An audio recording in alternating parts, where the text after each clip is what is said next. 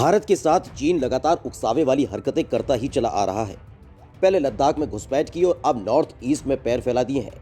एक साथ दो मोर्चों पर चीन की बदमाशी भारत के लिए बेहद चिंता का विषय है। दरअसल अरुणाचल प्रदेश से चीन की सीमा लगी हुई है।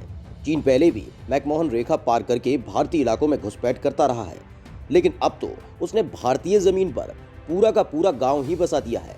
सैटेलाइट चित्रों से इस हरकत का पता चला है। 1 नवंबर 2020 को सैटेलाइट से ली गई तस्वीरों से पता चला कि चीन ने अरुणाचल प्रदेश में भारतीय सीमा के भीतर एक नया गांव बसा लिया है। 1962 के युद्ध में चीन की सेना अरुणाचल में काफी अंदर तक घुस आई थी और तब से चीन की निगाह इस क्षेत्र पर लगी हुई है।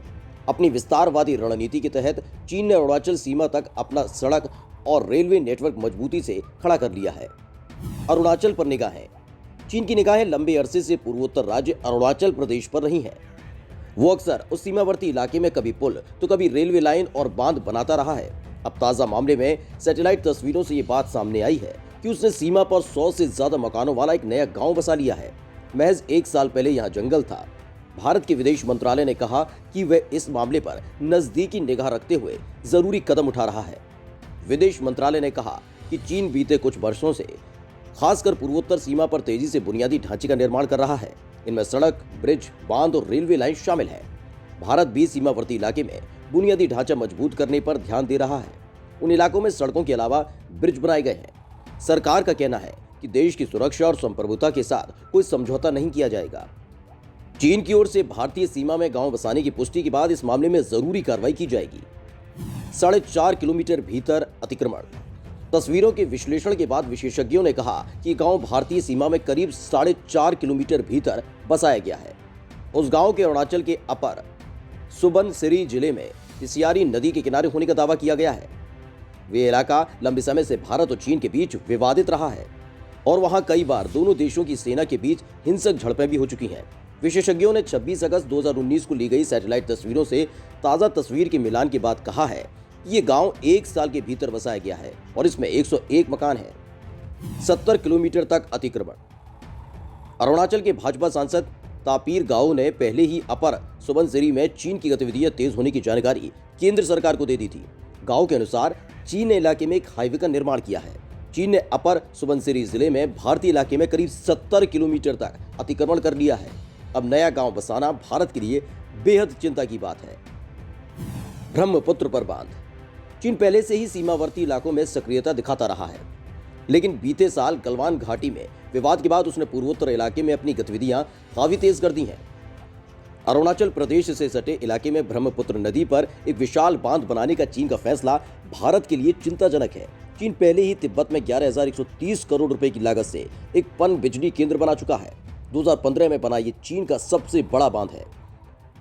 भारत और बांग्लादेश दोनों ही देश ब्रह्मपुत्र के पानी का इस्तेमाल करते हैं। भारत ने चीन को अपनी चिंताओं से साफ अवगत करा दिया है। हालांकि चीन ने इन चिंताओं को ये कहते हुए खारिज कर दिया कि वो दोनों देशों के हितों का ध्यान रखेगा। बड़ा रेलवे प्रोजेक्ट। अब अपनी नई रणनीति के तहत चीन इस इलाके में एक नई रेलवे परियोजना पूरा करने की तैयारी में है। इससे अरुणाचल प्रदेश सीमा तक उसकी पहुंच काफी आसान हो जाएगी। चीन ने हाल ही में सामरिक रूप से महत्वपूर्ण एक रेलवे ब्रिज का काम पूरा कर लिया है। अरुणाचल में सियांग कही जाने वाली ब्रह्मपुत्र नदी पर बना 525 मीटर लंबा ये पुल नियंत्रण रेखा से महज 30 किलोमीटर दूर है। ये पुल दरअसल 435 किलोमीटर लंबी लिहाजा निंगची रेलवे परियोजना का हिस्सा है। सामरिक और रणनीतिक रूप से सिचुआन तिब्बत रेलवे लाइन का निर्माण काफी अहम है। ये रेलवे लाइन दक्षिण पश्चिमी प्रांत सिचुआन की राजधानी चेंगडू से शुरू होकर तिब्बत के लिंजी तक जाएगी। लिंजी अरुणाचल प्रदेश की सीमा से एकदम करीब है। इस परियोजना के पूरा होने पर चिंगडू और लहासा के बीच की दूरी तय करने में मौजूदा 48 घंटे की जगह महज 13 घंटे का ही समय लगेगा। इस परियोजना पर 47.8 अरब अमेरिकी डॉलर खर्च होने का अनुमान है। ये तिब्बत इलाके में चीन की दूसरी अहम रेलवे परियोजना है। इसकी तुलना में भारत का अरुणाचल में इंफ्रास्ट्रक्चर उतना मजबूत नहीं है। भारतीय रेलवे का नेटवर्क अरुणाचल में बहुत सीमित है। भारत को भी जवाबी कार्रवाई करनी होगी। एक्सपर्ट्स का कहना है कि भारत को अपने सीमावर्ती इलाकों में रेल सड़क नेटवर्क को बहुत मजबूत किए जाने की जरूरत है। चीन अपनी इसी मजबूती का बेजा इस्तेमाल हमारी सीमा में अतिक्रमण के लिए कर रहा है। भारत पर चौतरफा दबाव बनाने की रणनीति के तहत चीन की ओर से अरुणाचल प्रदेश से सटे इलाकों में लंबे अरसे से निर्माण कार्य चल रहा है। हाल ही में उसने अरुणाचल के 5 युवकों का भी अपहरण कर लिया था। दुर्गम इलाके का फायदा उठाकर चीनी गतिविधियां लगातार तेज हो रही हैं। इसलिए भारत को भी जवाबी रणनीति बनाकर ठोस कार्रवाई करनी होगी।